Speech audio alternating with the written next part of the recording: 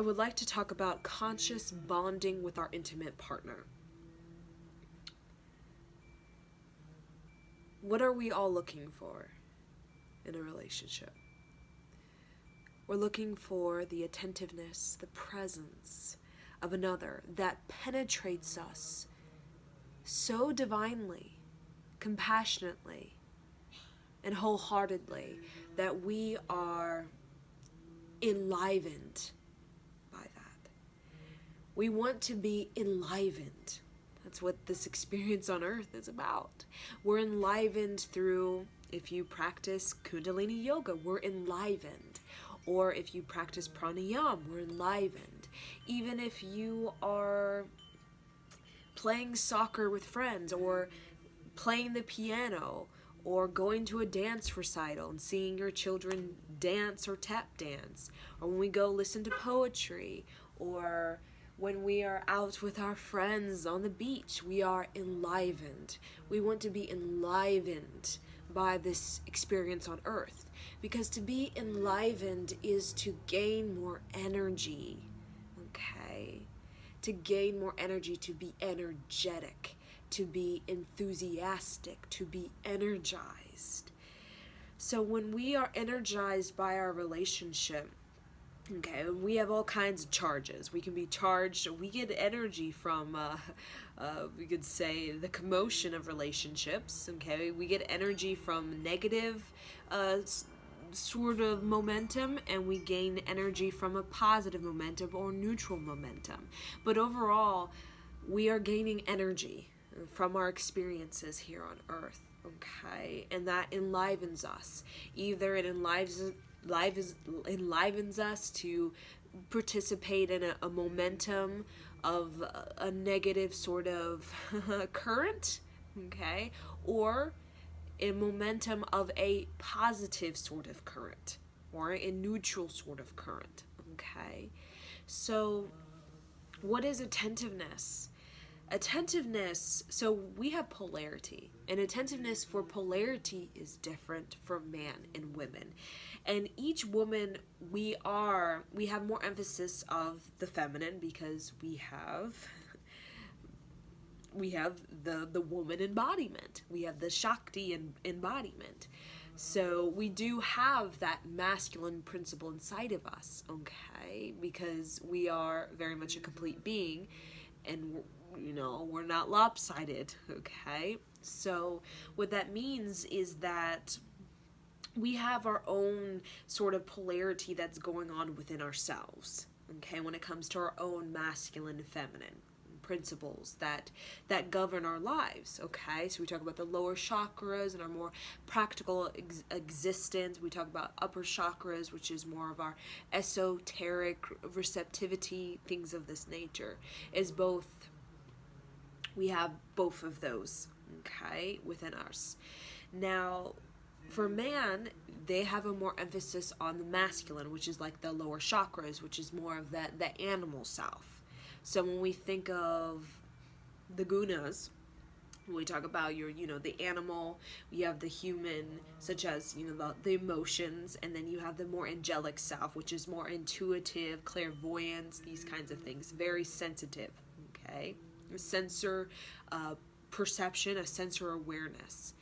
Now, as being a woman, we are, you can say, drawn to Kundalini yoga, or you see a lot of women who are there's a strong group of women in these sort of yogic practices, okay, because we represent the more human emotion evolving into that more angelic, intuitive sensor awareness, sensor perception, okay? So that's just our archetype as being a woman, with that physical attribute of what it is to be a woman. Now, a man is a little different, so we're not seeing huge groups of men in the yogic practices, okay, such as a bunch of men ruling the yoga studios, is because men, that's not their archetype, Okay, theirs is more so of that practical life of being grounded, not being in the, the esoteric realms and exploring that. Okay, now there are men who do explore that. Okay, but in general, men are that grounding, they're that grounding rod that channels that electricity into the earth. So when we think of like a rod, we think of a grounding rod, when the electricity strikes through, we could say, the air, it enlivens the air, lightning, that rod channels it and it brings it into the ground. So that masculine principle is within women as well, because we need to have some sort of container to be able to bring in our intuitive, visionary self into a practical, grounded experience, because then we don't really know what is what, and everything gets too ambiguous. Okay, and as a woman, we can be very versatile, we can be very ambiguous, and that's why men are kind of like, they're not very ambiguous. Okay, they're very much centered, grounded in like that rod. Okay, being a container, being contained. We need things to be contained, because when things are more contained, concise, defined, we have organization. Okay, and that organization can be seen as what we know as the masculine mind is more rational, such as math, science, and that's basically organization. We're organizing this vast universe and all of its, knowledge and its infinite wisdom, and we are basically organizing it into what we know as math, or what we know as equations and theories and quantum physics and relativity. All of these things is organization. We are containing this vast universe, because when it's in contain, we have the sense of order. We can deliver ourselves. When everything is ambiguous and nothing really has definition, everything's just kind of here and then there, we can't really deliver ourselves, which is the same thing as manifesting ourselves. Okay, manifesting family, manifesting city-states, manifesting, we could say, structure, manifesting institution, manifesting laws. We talk about these governing principles. Okay? That's what the man is all about, these governing principles that bring human life on this planet Earth into, we can say, a generation. So when we think of generation, it's a legacy, okay? It's a legacy of practiced, organized knowledge, we could say. It's a practice of organized knowledge. That's like kind of like what that legacy is. We talk about, handing down the legacy to so and so and then so and so and so and so. It's organized. It's practice of organized knowledge. Okay. So it's kind of about the man, and we see this woman dynamic when it comes to the polarity, and how as a woman that needs to be respected. Okay. So men, like I said, are not up in, you see this bunch of men up in the yoga studios, because that's just not their archetype. That's not what is their emphasis, is to meditate in and to connect with the esoteric chambers of the infinite universe, okay? But they do represent the intelligence, the consciousness of what we talk about human, the consciousness of human. We talk about that ego. Ego is consciousness. So ego has all kinds of it's got twisted, and, ego is bad, and, ego is a false identity, ego is pride, these kinds of things. But ego is consciousness, and ego is intelligence when we talk about the purity and piety of what an ego is, okay? And that's the man, okay? We look at the man, and that is what he is. And when we think of ego, we think of having some sort of rule, or having a discipleship, or having you're governing over something, kind of like when we think of the ego, you're governing over yourself, okay? Governing, taking rule over yourself. That's kind of like responsibility, okay, to yourself, Okay, so when we think of like the consciousness intelligence, it's simply you're governing yourself, you're taking rule over yourself, you're taking ownership of yourself, okay, over yourself, is self-responsibility, okay? And when we think of the ego, it is simply when you have all these things over yourself and governing, owning and ruling over yourself, self-responsibility, you have dignity. And that is what we talk about, the higher vibratory state of ego. It's dignity. Dignity is boundaries, dignity is discernment, dignity is self-esteem. So a lot of times we think of ego as somebody's like cocky, or somebody is like, they're too ballsy, or they're blunt, or they're arrogant, these kinds of things. But ego in the higher vibration, when we talk about consciousness, intelligence, is dignity. Dignity is self-esteem, okay? Dignity is boundaries, dignity is discernment, okay? And we need all of these things to really create what we call the identity. We talk about the person being an identity, being individualized, okay? So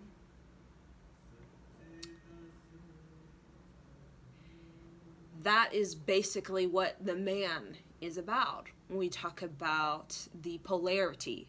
Okay, now woman is a little different. Okay, we have ego because that's what we need. Okay, ego is our identity. It is how we connect to the world. We need self-esteem to connect to the world, and if we don't, our connection to the world is we feel beat up all the time. The world is just a constant beat up, beat up, beat up, beat up. And that doesn't help anybody. Okay, so self-esteem even with women and men, it helps us. So when when things when it comes at you, you don't I'm beat up, I'm knocked down, and it gives you energy to keep going. It gives you energy to basically, we talk about when you have ownership of yourself, you can have like sovereignty of mind and spirit, and that leads to a sense of self.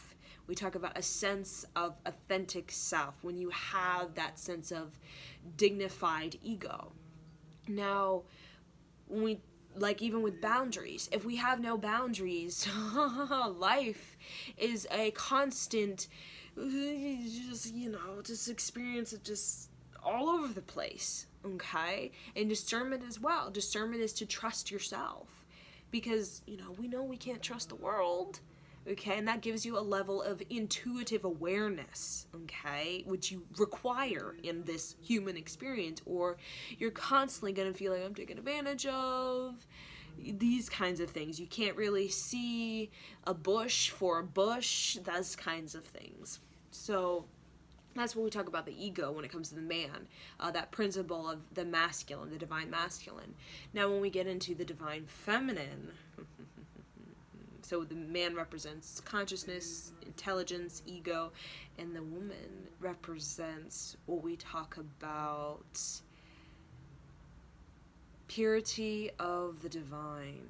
What is that? That when we talk about women, they raise children.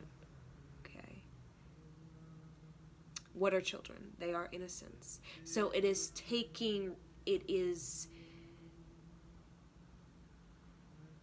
going to say? Talk about preserving or giving protection over the innocent. That is woman. Okay?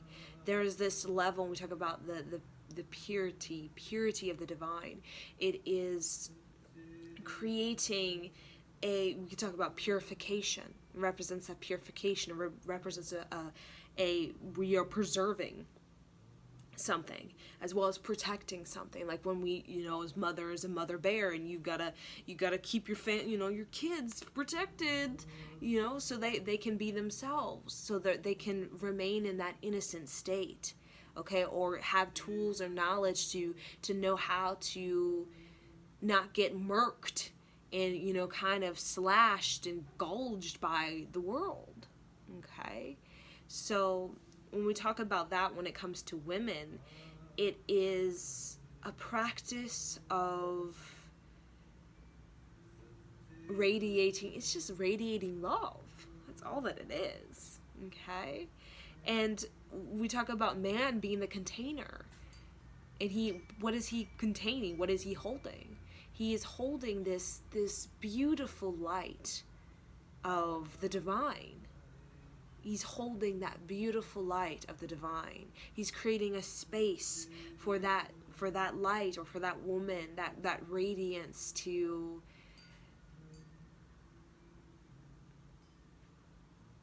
experience itself. So when we think about the purity of the divine, we think of being creative, being expressive, being artistic, being poetic, being mystical or musical. These are all things of the woman, okay? And that's what we think of light is. When we think of joy, it's the same thing. Light and joy, or innocence, is the same thing, okay? Innocence, joy, light, it's an expression. It's creativity, it's music, it's art, it's poetry, it's mystic teachings that bring us a sense of community, a sense of communion with what we call the spirit, or what we call peace. Okay, so it's like women represent that call to peace, that action that brings us to peace, because to be creative is action. So women actually, their actions, women are very active, very, very active, more so than men. You think men are active, but no, women are a lot more active than men. And that action is leading for peace. So when we're being creative, the divinity of that woman is to create music, or channel mystic teachings. It is to bring peace. Okay, it is to bring peace.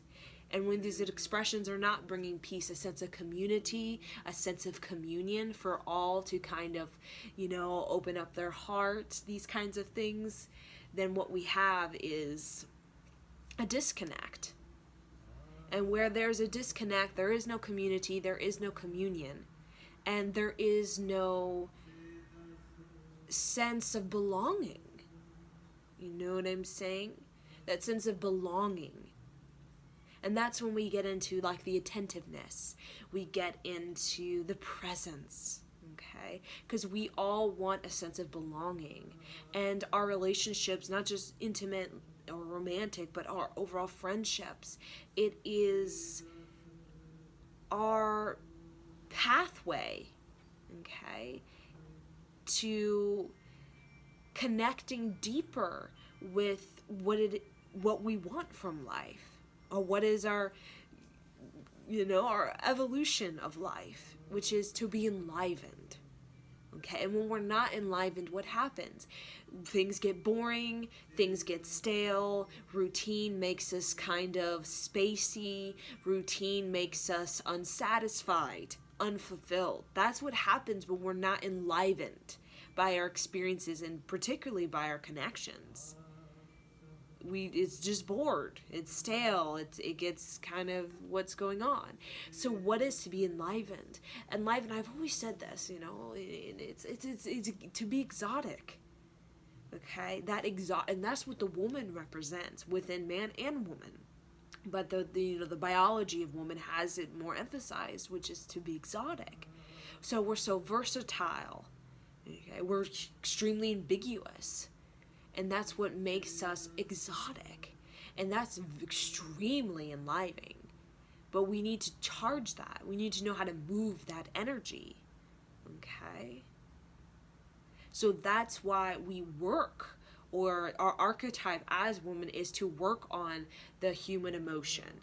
Okay? So the human emotion's also about having compassion.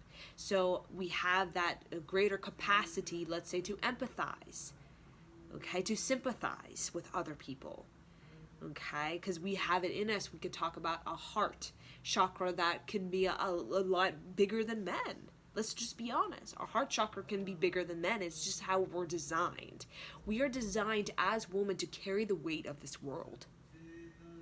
And it's kind of like, I don't really want that. But when you really look at it, throughout, vast amount of time on this planet Earth, who has really been holding the weight of this world? It's been women. Okay? Not men. Okay? Men don't have that nervous system strength to be able to hold that much, you could say, the suffering of, they tap out. They can't handle it. They space out. They need to go in their man cave. When things get tough, and I mean tough on this planet, the men tap out. They're the first to tap out. You go in the man cave. I need to zoom out. I need to go to zombie land. I need to space out. I need to watch TV. Whatever. I cannot handle it. And that's just their design. It's not, because men are lazy or whatever kind of thing, or they're weak. No. We like to tap onto them that they're weak. But really it's kind of, it's a part of their design. And as women, we have that strength because we hold the generation within us. Within our womb, within our parenting, within our legacy, we decide the direction of the legacy and if it's going to lead to total destruction, demise, or it's going to lead to creative revolution and resurrection. We decide that by the womb, by the parenting, and by the consistency and endurance. So when we think of the woman, we think of that woman, it is endurance. Woman represents endurance. Like when we're in labor, it's like, is this ever going to end? It's just pain and pain and pain and pain and pain. Is it ever going to end? But woman is like, I have to endure. I have to endure. I have to endure. I have to endure every single contraction, and there may be at least 100, who knows, 1,000, before I actually deliver myself or deliver this generation out of my womb. Men, they never had to go through that process of enduring. Okay, when they get in contractions, you could say, we talk about contractions of life, they can't handle as many as women can. And now this isn't a feminist sort of, direction kind of thing. We're just looking at it.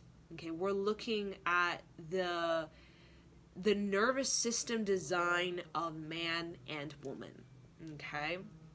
So we have many contractions, but we always intuitively know that eventually we're going to get to that point where we can deliver ourselves. So as women, we practice breath, prana. We practice going through labor before we even have it. Women is about we're practicing.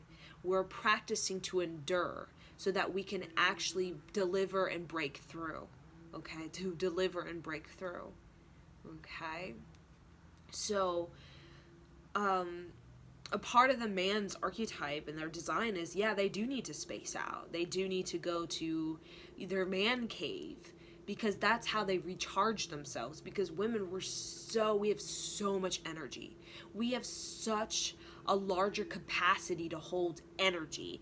And when men are around us, especially, you could say, a very active woman, okay? When we talk about active, it's just, very enlivened woman, a very exotic woman kind of thing, okay? It's a lot, okay? It's a lot for him to kind of like, because he can't hold that much energy. And as women, we can't expect men to hold that much energy because it's not in their nervous system.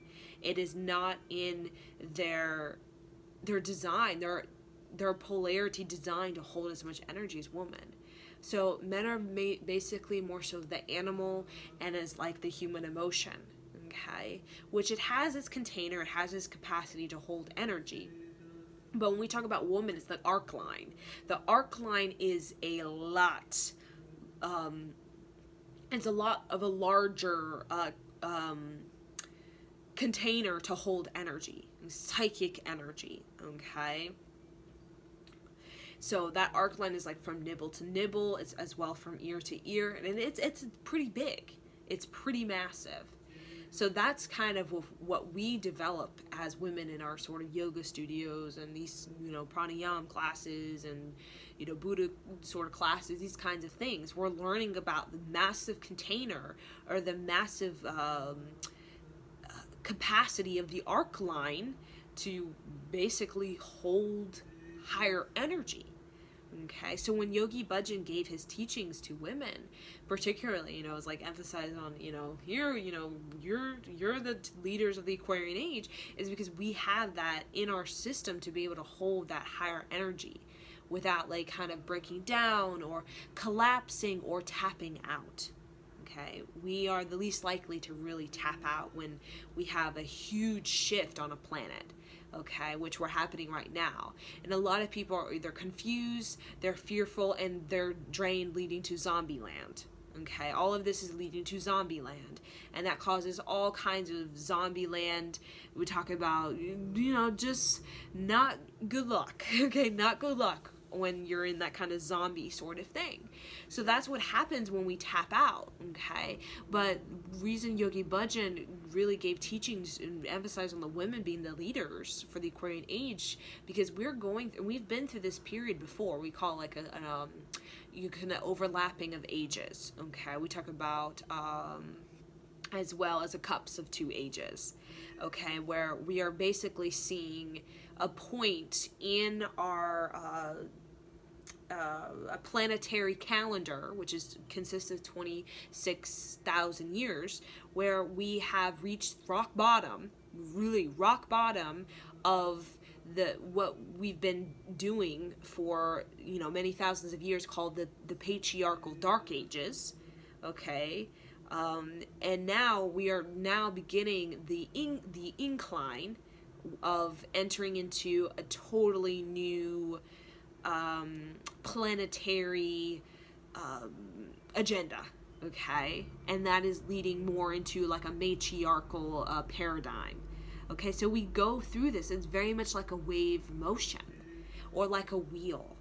And that is the polarity of Earth. And we talk about the macro polarity of Earth, where literally our planetary calendar of 26,000 years is literally going through the polarities of patriarchal paradigm, which is what we talk about lower. We talk about the Dark Ages, the Bronze Ages, the Dark Ages, which emphasizes really, like I said, the ego, taking governing, you're governing over yourself, you're over your people, you're taking ownership, you're taking responsibility, there's a level of domination, okay, you're creating a hierarchy over, what is what, definition, you're creating identity, okay. That's like that patriarchal, while the matriarchal we talk about is more so of a creative collaboration, creative openness, exchange. We talk about evolution of understanding. We talk about mastery. These kinds of things is that matriarchal sort of paradigm. So we are literally at the cusp of two paradigms that are pretty much overlapping or just side by side. It's like one door, and then right ahead of you is another door. So we're right there. And that's why we're all kind of wanky, because the polarities of this planet are really being kind of modified. When you talk about what it means to be a man and what it means to be a woman, it's being redefined right as we speak. So these polarities of being a man is, you got to be tough, you can't show emotion. But now it's like, wait, I have to work through my emotions. I can't suppress my emotion, because that doesn't help me and that doesn't help my family. Okay, I have to be open-hearted as a man. I have to work through my emotions. I have to learn how to heal my emotions in my childhood. Okay, and as women, we were seen to kind of just, you are seen but not heard, that kind of thing as women. And now what do you see? Women are everywhere being heard. Like children, women and children, you're seen but you're not heard. Okay, unless you're sort of of a prestiged or privileged woman, you could be heard, but really you weren't heard unless you're in the privacy of your home, or in the privacy of like a community that's probably just women.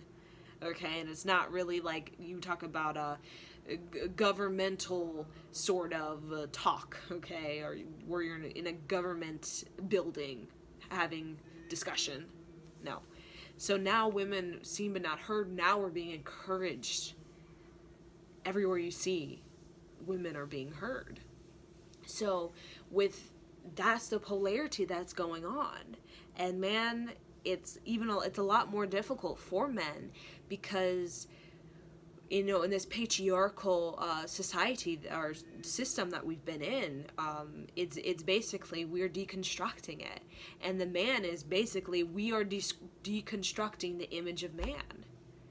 And the definition, the definition that has been basically got so dogmatic, so inflexible, so rigid, that man, kind of became very, sort of boring. A very boring kind of image of man. When things are not revolving, and when things are not refining, and when things are not really evolving, like if we're not really, it's just rigid, it's just kind of set, frozen in time. Like, man, the image of man has kind of been frozen in time like a stone. It gets kind of boring, and it lacks to be enlivened. It lacks liveliness.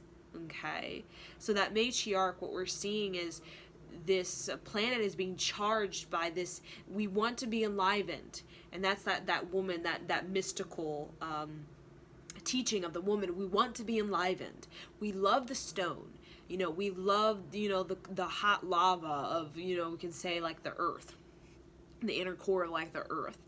We love that sort of being ancient and being old, and what we know is ancient and old. That's very patriarchal. You got to keep what has been for so long. You don't want to change it. You don't change it. Okay, you got to keep it stone. Everything is stone, very ancient, very old, same. Okay, but the woman is coming in to basically bring some charge to this stone. Okay, we talk about some electricity to this stone. We talk about like Stonehenge, or we talk about these metallithic structures all around the world. Yes, they are very ancient, old, they've been here for a long time, and they're still in the exact position where they were for thousands of years. Nothing has moved, but they lack liveliness when they're not charged, when they're not activated, when they're not enlivened. They're just a piece of stone that's just sitting there. It's boring because it's not charged. It's not creating current of energy. No energy is moving through those stones, or it's very dull. Okay, it's there, but it's not enlivened. It's not exotic. So stone can be very exotic when you go to these sacred sites and you're charged by it. But when you go to these sites and these metallithic stones, and you're just like, okay, yeah, no, I'm kind of bored because it's dull. So that's kind of what women were coming in, and we're really charging up this kind of stone culture where we're supposed to be stone. We're supposed to be, kind of, you live the same life. You're born, you die. You're born, you die. You're born, you die. You live the same kind of life, and you're kind of a stone person. Stone in the mind, stone in the heart, stone in the gut. Okay, so as we talk about, now I want to get more into, like, we talk about the intimacy, bonding. So we know about polarities, which we need to know, because we need to understand polarities to create intimacy.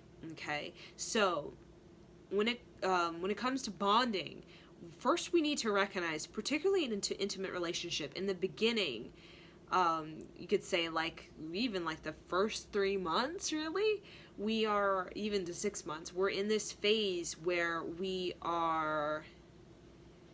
it is extraordinary. It is extraordinary to be in the presence of something that gives us a new experience. Whenever we have a new experience, it's quite extraordinary. We talk about ordinary. Extraordinary is when we're having an experience that brings us out of the ordinary. It brings us forward into a new experience. That is what it is to be extraordinary. But then we get into our inner child. Okay, and that's when the bonding can really happen. When we get into, we talk about that inner child, or we talk about that subconscious childhood, the things that we're vulnerable about, okay, that we fear, that they come up in relationships. They do. because as we continue to unravel ourselves, as we continue to befriend, of course, as the more we unravel, the more we uncover within ourselves and with another, eventually we're going to get to a point where we're starting to see the deeper stuff. Okay, besides just, you like this and like that. Now we're getting more into the deep personal stuff. Okay, so we all need to recognize that we all have wounds. And a lot of those wounds you don't get to at first glance at looking at some. We all have wounds, childhood wounds. For example, your wound could be your mother was never home. Let's say you came home and your mother never had food on the table. There was no food in the refrigerator. You had to basically get a job at 14 to go buy food for yourself so you could go to school and come home and have food. Okay? That is a wound, or that can create a wound of having some sort of could be a fear regarding the woman and the female. Could have a distrust of a woman, distrust of her consistency and her reliability. Okay, so for another person, it could be, let's say your father was not very supportive of you creatively. Let's say you had these dreams of being a painter and your father was not very supportive. Let's say he was ill or he was just checked out. He was just emotionally unavailable. So you may have this wound where you fear expressing your true desires to your partner because you fear that that person's not going to accept it, or that person is going to reject it, or that person is not going to support it. So you fear that you can't express yourself to the fullest because this person won't be available to you. Okay, won't be supportive, won't be encouraging, won't really give you any sort of attention. So that's kind of what happens, and these are the things that come up. And they come up not for us to basically look at the relationship as, whoa, I think this is making me uncomfortable, this probably isn't it. It's encouraging us to fall in love, that's when we fall in love, and that's really fall in love with those deeper wounds. So those wounds are no longer suffering, okay? No longer, because they're suffering in our, a lot of times they're subconscious because they create these sort of, these, you could say that this wound, I'm just going to say wound on our self-worth, okay? It puts like a scar on our self-worth and what we believe we're deserving of in life, and what our offering to earth can be, how little or great it could be. So when we have bonding with our partners, it is compassionately recognizing that. Now, a lot of times when these, we say, subconscious childhood wounds that we have, a lot of times we can get a little agitated. We can get a little angry, okay? Because we don't want to see, because a lot of times we've hid that stuff away for so many years, or we've ignored it for so long that we don't really want to look at it. But a lot of times it does come up. And when we feel like we distrust our partner in any sort of way, we sort of close down, we shut down, we kind of lock ourselves. And whenever that heart chakra really locks down, that's when the relationship reaches this point where we are not really available or trusting of each other, when that heart is locked or shut.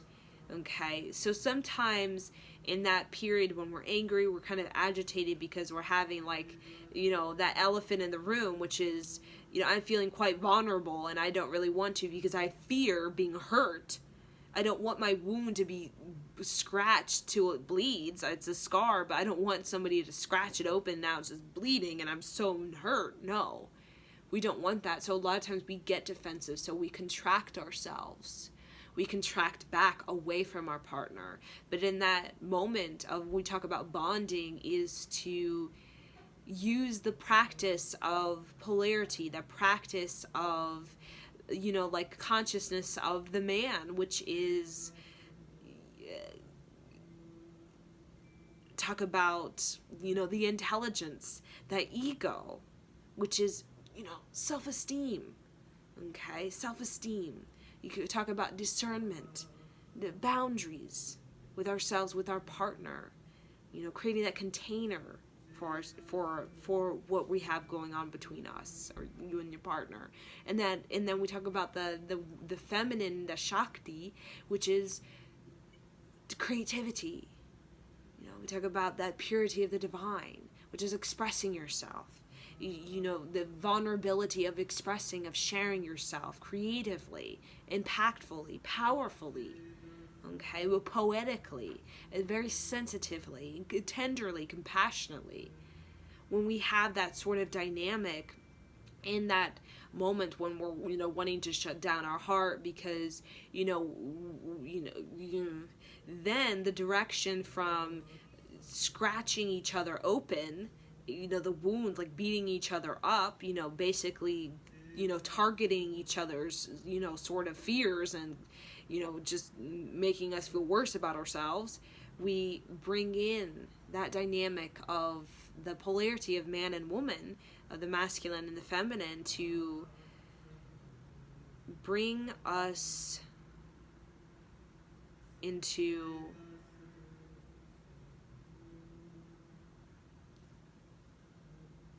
acceptance and love for that wound we carry.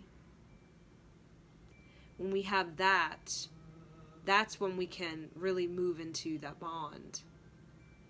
That's when we actually can get into the trust that, this person's not gonna, get to know my wounds and just rip me up inside. You know what I'm saying? Use that against me kind of thing. Because we do that as women and men. We use each other's wounds against each other sometimes.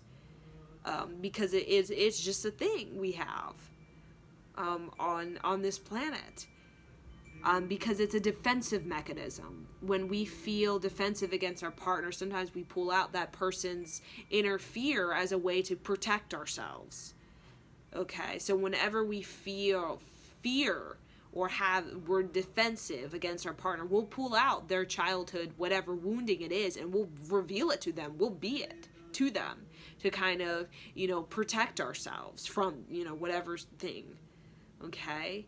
But when we are transforming that wound into making love with it, like literally when you make love with somebody's, their vulnerable self, their wounds, basically you are creating space for them to love and for them to accept that within themselves. And that creates bond. Because that's the heart. We talk about the heart. It's like a deep part of ourselves. And the reason we're all even like unsatisfied or unfulfilled in our relationships a lot of times because they're not deep. It's not deep whatsoever. So it's just kind of like, oh yeah.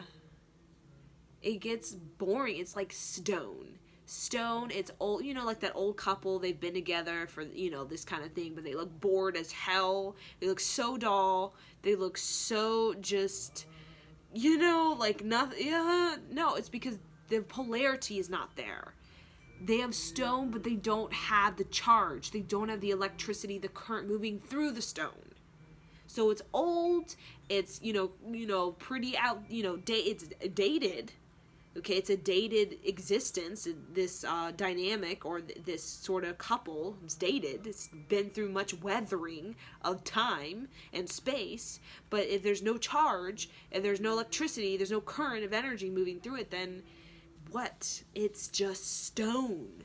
It's not what we call a Stonehenge, where it's just like this huge energetic hotspot of this, where energy is just being amplified and transformed and enlivened and all these kinds of things, is just stone. And that's very unfulfilling and unsatisfied, because we want to be enlivened, because we want to really unravel ourselves in a way where we can really experience the depth of ourselves. Because for man, that brings him to the infinity, the infinity, and for woman, that brings her into the finite and what she's capable of creating in this finite space, such as manifesting, such as creativity and, business or, practical things. So it's kind of, when we think of polarity between man and woman gives the man this infinity of where he can connect with depth of infinity. Okay, whatever in his physical body is a physical surge of energy, what he would call like the infinity or God, or this feeling passing through him, a physical sensation in his nadis of, whoa, there is more to this life than, what I know. And that's very exotic and very enlivening for a man, very satisfying for a man, okay? Or for a woman, it's like that finite of, I actually can manifest things in this finite space. I can manifest business. I can manifest, being a CEO. I can manifest, being a pianist or being a doctor or being a teacher, these kinds of things. I can manifest that. I can be that. I can create a home of where I can, live very complete in this life, this human domain, or earth domain. And that's kind of the dynamic between the polarities and the kind of what they do for each other, okay? How they support each other, how they bond. We talk about bonding with each other, okay? So then when we have that true openness, that's why we need a bond before we have sexuality. Because we're having sexuality before we even have a bond, before we actually even know each other. And then that sexuality, we are basically connecting with each other, but it's mismatched because we haven't actually really aligned with each other. We haven't really bonded with each other. So it feels mismatched. And therefore, when it's mismatched, our heart is not involved because our heart is not open, because we don't trust this person. Because to trust somebody is to basically know their inner reality.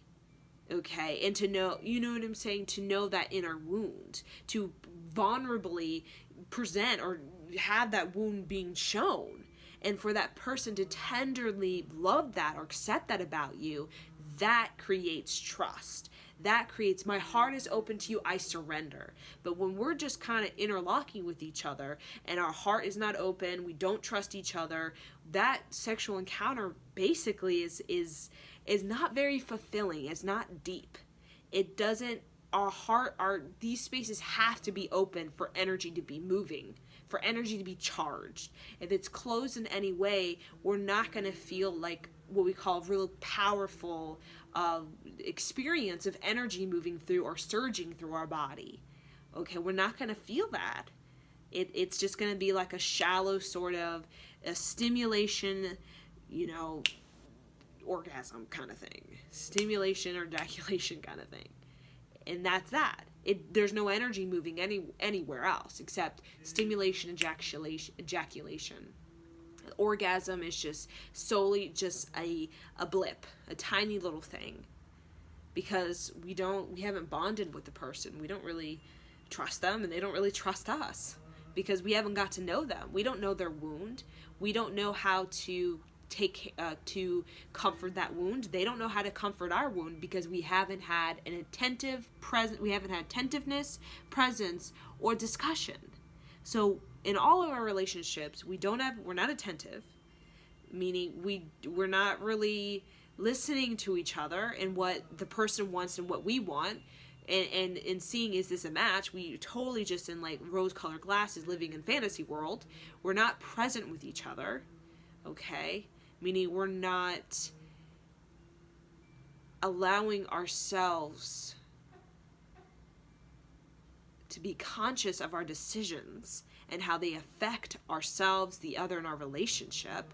We're not very conscious of, kind of what we're doing to each other.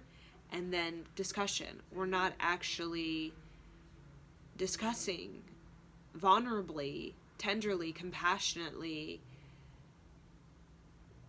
what works and what doesn't work. And it's a trial and it's an error. What works and what doesn't work. And that's why we have discussion, because disagreement and with a discussion is creative solution. And creative solution is very exotic. And that's what we all want. We want a creative solution within our relationship, because that's enlivening. That's super enlivening, supercharged, super electrifying to have creative solution to our disagreements, to our anger and our rage. You can turn that into creative solution. Okay, and you're not ignoring, you're not putting a band-aid on it. You're loving that. You're loving that person who's having this moment of fear, and you're attentively listening, quietly. They're in their moment of frustration, their moment of rage. You're loving that. You're accepting that. That creates a space for them to love that aspect of themselves, to love, to accept that rage or that moment or whatever that is, that feeling, because that's how feelings pass. That's how feelings basically evolve. They don't evolve when we're blaming each other, we're shaming each other, you're wrong, you're wrong, you're wrong. That doesn't lead to any sort of feeling evolution. That just creates more of the same. So when we love it, when we accept it, that part of ourselves, that part of other, and when we project that in a relationship, that is strength. And that creates creative solutions. Okay, creative solutions. So that's kind of the bond I wanted to discuss with you guys. And also about polarity, which is important to know about. Okay. So let me see if there's anything else. Yes, that's the complete download.